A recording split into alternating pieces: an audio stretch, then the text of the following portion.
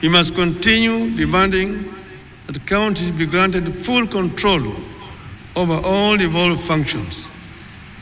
But he must also demand to see what difference the counties are making in increased devolved resources and functions.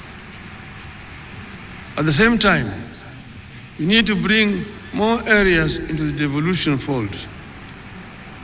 Our constitution making was characterized by negotiations and give and take. To avoid a war, for example, with KNUT, we only devolve early child development aspect of education. Because KNUT had threatened us that if we devolve education, they are going to mobilize teachers to oppose the new constitution. And that's why education was not fully devolved. We must now break the cycle of managing our schools from far away in Nairobi. The time has come for Kenya to devolve education up to secondary school.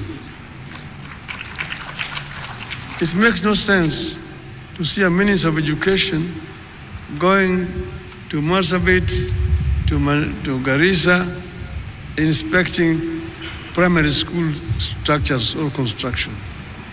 It's a shame, because that is the work that should be done by the governor of the counties there.